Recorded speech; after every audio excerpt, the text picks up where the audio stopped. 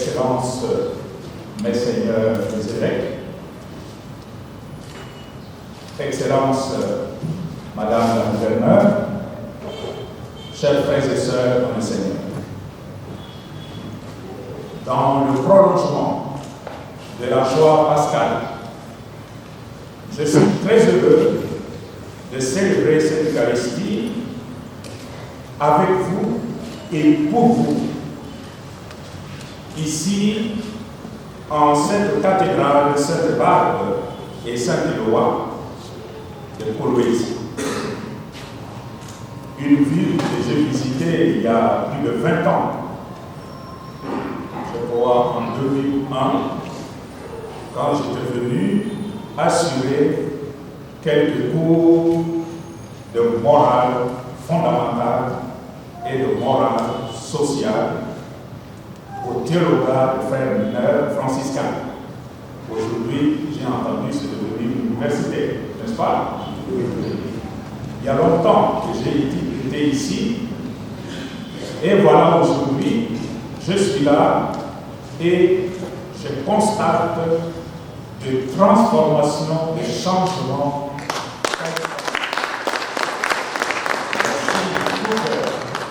Pour ce dynamisme de la ville de Coloésie. J'en suis très fier. Avec mes frères, les évêques, les deux qui sont là déjà, d'autres viendront encore, je suis venu participer à la première édition des semaines sociales de votre diocèse de Coloésie. Au nom de son Excellence, Monseigneur Sébastien Mouyengo, évêque d'Ouvira, assis à ma droite. Vous ne risquez pas de le confondre, parce que l'autre, c'est votre évêque. Il n'y a pas de confusion aussi. Au nom de son Excellence, Monseigneur Sébastien Mouyengo, je salue affectueusement chacun et chacune de vous présents à cette Eucharistie. De façon particulière, je voudrais remercier son Excellence Monseigneur Richard Azali, votre évêque, pour l'invitation qu'il nous a adressée afin d'apporter notre contribution à ces semaines sociales qui s'ouvrent cet après-midi et dont le thème est justement foi chrétienne et engagement social. Je remercie aussi de tout cœur Madame la gouverneure ainsi que l'ensemble des autorités politico-administratives pour votre présence à cette célébration et aussi pour votre sens de collaboration avec l'Église de cette diocèse. C'est de cette manière que nous pouvons efficacement servir le même peuple de Dieu confié à votre administration, mais confié aussi à notre sollicitude pastorale. Il s'agit du même peuple. À vous tous, frères et sœurs du diocèse de Coloésie, j'ai dit ma joie de me retrouver au milieu de vous. Du fond de mon cœur, je vous remercie pour l'accueil fraternel et chaleureux que vous nous réservez ici, chez vous, à Coloésie, depuis mon arrivée hier, et ça continue. La parole de Dieu, dès ce mardi de la deuxième semaine de Pâques, nous montre deux fruits importants de la résurrection du Christ dans la vie des croyants. Le premier fruit est l'idéal de la vie communautaire chez le premier chrétien de Jérusalem, tel que décrit dans les Actes des Apôtres que nous verrons dans le temps. Et il est décrit au chapitre 4, verset 32. La multitude de ceux qui avaient adhéré à la foi avaient un seul cœur et une seule âme. Et personne ne se disait propriétaire de ce qu'il possédait, mais on mettait tout en commun. Acte 4, 32. Oui, frères et sœurs, la foi au Seigneur, ressuscité, doit donc nous ouvrir au partage et à la solidarité, à la mise en commun avec le souci le plus fragile d'entre nous, à l'exemple de premiers chrétiens de Jérusalem. Le deuxième fruit de la résurrection du Seigneur est la nouvelle naissance dans l'esprit dont parle Jésus dans son dialogue avec Nicodème.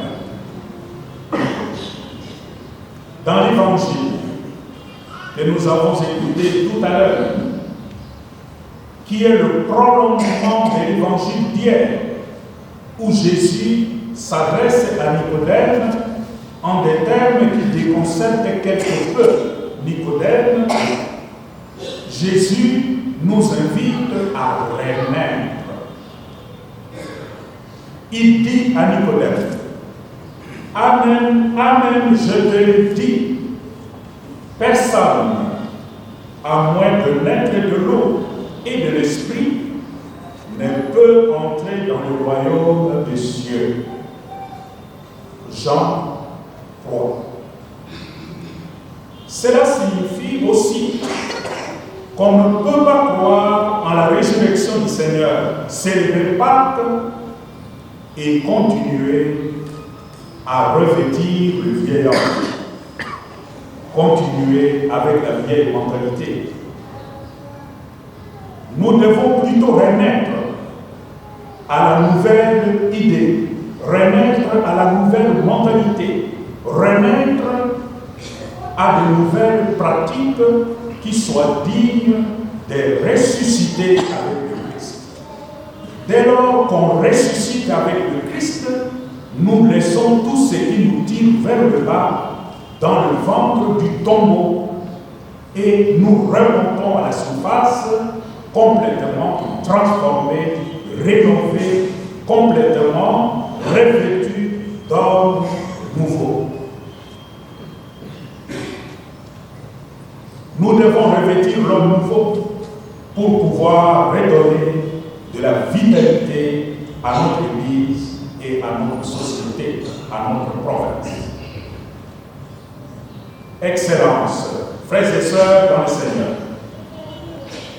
notre Église, particulièrement de ce diocèse de Coloésie, est appelée à renaître et à prendre un visage nouveau. Mais cela n'est possible que si chaque membre de l'Église, prêtre, consacré, religieux, laïque, chaque membre accepte de prendre à cœur sa responsabilité dans cet esprit de synodalité. Et le pape François insiste sur cette notion de synodalité parce que l'Église, c'est l'affaire de tous. Ce n'est plus l'affaire de prêtres, ce n'est plus l'affaire de consacrés, c'est l'affaire de tous. Et afin de mieux assumer sa responsabilité, chaque baptisé, chaque agent pastoral doit être bien formé, bien plus, dans une église appelée à se développer comme la nôtre, jeune église, une attention particulière sera accordée à la prise en charge de l'église par ses fidèles, L'époque missionnaire est terminée. L'époque où nos églises étaient remplies de missionnaires venant du Nord, qui allaient en congé, en famille, chez des amis, qui sensibilisaient à la souffrance de notre peuple et à qui on remettait le moyen de sa mission chez nous. Cette période-là est terminée, révolue. Maintenant, nous sommes le temps des héritiers. Et c'est à nous de prendre notre Église en main, de prendre notre Église en charge. Il appartient désormais aux fils et filles du diocèse de Coloésie de prendre en main leur Église et de lui donner le moyen de sa mission. Pour cela, il est important que les agents pastoraux soient vraiment formés et qu'ils prennent conscience de leur rôle dans cette Église. Que les prêtres soient de vrais prêtres. Pas de prêtres un peu comme ça à la lisière, on ne sait pas de quel côté ils se retrouvent, et de prêtres, comme l'a justement dénoncé dernièrement le pape François lors de sa visite chez nous, de prêtres qui ne sont pas vaincus par l'esprit de mondanité. La mondanité. Ça, c'est un mot qui est cher au pape François. Un prêtre, c'est un homme de Dieu. Il n'a pas à être mondain. Et le mondain, c'est celui qui court, non pas pour les affaires de Dieu, mais qui court pour ses intérêts privés et égoïstes. Le prêtre a besoin de moyens pour faire sa pastorale, mais il doit considérer ces moyens comme des moyens d'évangélisation. Ça ne doit pas prendre le dessus sur les affaires de Dieu. Les affaires de Dieu. Des fois, il y a renversement de l'ordre. Les affaires de Dieu viennent après et les affaires personnelles prennent le dessus. À ce moment-là, nous devenons des prêtres mondains. Nous courons derrière les mondanités, le plaisir de ce monde, et nous ratons notre vraie vocation. Il en est de même pour le consacrer. Ressusciter avec le Christ signifie retourner aux sources de notre vocation en tant que consacré. Consacré qui signifie des personnes que le Seigneur a choisies et a mises à l'écart pour la cause du royaume. Vous êtes des personnes mises à l'écart pour une cause, la cause de l'Évangile.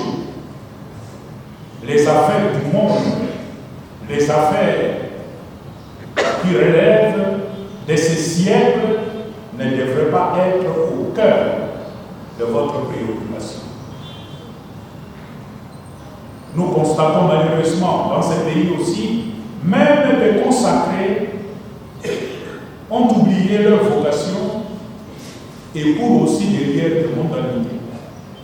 La résurrection du Christ est là pour nous secouer et de nous ramener à l'essentiel, au cœur de notre vocation sacerdotale, au cœur de notre vocation religieuse, en tant que consacrés.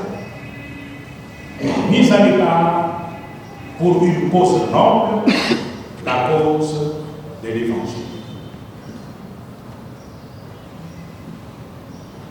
Il en est de même, frères et sœurs. Cette exigence de renouveau qui s'impose à l'Église, qui s'impose à nous en tant qu'agents pastoraux, s'impose aussi à notre société, à notre province de Lualaba, qui doit aussi revêtir l'homme nouveau, avec un esprit nouveau. Ainsi ressuscité avec le Christ, les fils et filles de cette province de Lualaba résisteront à la tentation de se regarder en chien de faïence ou de se livrer à des luttes de positionnement qui finissent par nous fragiliser. Quand je vois l'essor, les décollages de votre province, on peut comprendre tout de suite qu'il a fallu beaucoup de bras vigoureux venus de partout, des intelligences venues de partout qu'on a conjuguées pour lancer le développement de cette province de Lualaba. Cela signifie, pour que ce développement, cet essor puisse aller de l'avant, nous avons besoin de tout le monde. Des gens venus de l'étranger, à l'extérieur de notre pays, vous trouvez un peu de tout ici chez vous. Mais aussi des personnes venues d'horizons divers au niveau de nos différentes provinces d'Afrique. Et nous nous retrouvons tous ici, dans cette province, pour une cause noble. Il est important, dans un tel contexte, dans une telle province, qui accueille beaucoup de gens venus d'ailleurs, nous devons avoir comme maître mot la convivialité, l'art de vivre ensemble. Comment nous pouvons cultiver cet esprit pour qu'au-delà de nos différences légitimes d'ailleurs, nous puissions continuer à œuvrer ensemble dans la même direction, la direction du développement intégral de notre province.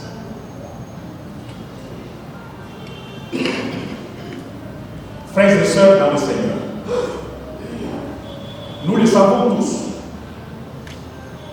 votre province de Lualaba est une province essentiellement minière.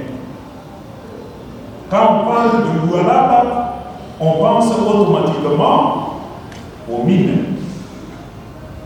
Mais l'exploitation de ressources minières, qui du reste ne sont pas inépuisables, doit se faire de manière responsable en pensant aux générations futures. Quel environnement vital allons-nous laisser à nos enfants et aux enfants de nos enfants? De l'avion qui m'a amené hier chez vous ici, quand on approche, on entame l'atterrissage. Dès là où vous regardez le Lualaba, ce qui frappe d'abord, c'est quoi? De trous béants, de trous énormes. Est-ce que ce sont ces trous que nous allons léguer à nos enfants et aux enfants de nos enfants?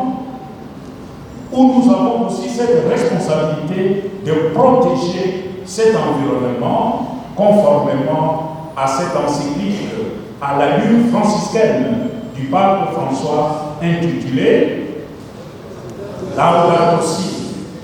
Notre responsabilité, non seulement vis-à-vis des générations actuelles, mais aussi vis-à-vis de ceux et celles qui viendront après nous et qui sont nos enfants. Tenant compte que les ressources minières sont des ressources épuisables. Ça va s'épuiser un jour. Et dans le processus du développement, nous devons déjà intégrer dès aujourd'hui cette question. Quelle sera notre province de Lualaba après les mines? Est-ce que tout le monde va déserter la province parce qu'il n'y a plus de mines? Ou nous avons intégré à l'exploitation des mines d'autres éléments, d'autres secteurs de développement qu'on peut qualifier de développement durable, renouvelable. Les mines ne sont pas renouvelables. Ça, c'est la première question qui nous met devant notre responsabilité vis-à-vis de la terre, notre sœur, la terre, que nous sommes en train de marteler avec tout ce trou béat. Et de là-haut, la terre n'est plus cette jolie dame qu'on aime bien voir, mais c'est le trou béat et c'est impressionnant. Mais surtout, le souci de ceux et celles qui viendront après nous et qui sont nos enfants, nos petits-enfants. Bien plus, pour que cette exploitation minière puisse vraiment profiter à un plus grand nombre de ses habitants, la province de Lualaba doit envisager l'industrialisation de cette exploitation en privilégiant les nationaux dans l'attribution de sous-traitance. Je sais que vous pensez déjà à l'industrialisation de l'exploitation minière. Mais nous n'y sommes pas encore arrivés. Quand on est à Kasumbalesa, ce gros camion qui quitte ici et qui vont vers la Zambie apporte de matière brute pratiquement. Il n'y a pas de valeur ajoutée à ce qu'on exploite chez nous. La valeur s'ajoute ailleurs, donnant du travail à d'autres, et ces mêmes matériels reviennent chez nous sous forme de produits finis que nous payons 10 fois, 20 fois plus cher. Ça, c'est le premier aspect. Et le deuxième aspect, c'est cette option préférentielle à confier le marché, à confier des sous-traitances à des nationaux, des Congolais. Parce qu'après tout, c'est notre richesse. Nous n'excluons pas les autres qui viennent avec des capitaux. Nous avons besoin des capitaux. Mais il y a des travaux qui peuvent se faire par des Congolais, donnant du travail aux Congolais, encourageant les entrepreneurs congolais, et c'est de cette manière qu'une société peut décoller.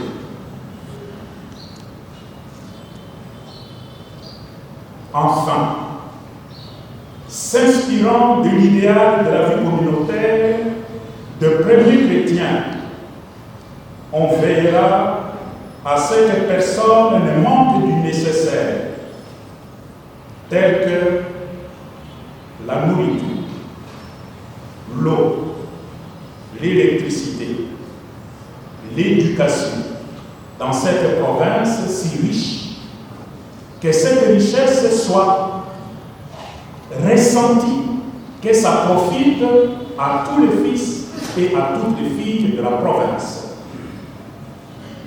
Pas seulement ici, au chef-lieu de la province, qui est la ville de Kolwezi, mais aussi sur l'ensemble, l'étendue de cette province de Lualaba. C'est peut-être de cette manière que nous encouragerons la convivialité entre nous. Il n'y aura pas d'un côté ceux qui ont tout et de l'autre ceux qui n'arrivent même pas à manger chaque jour.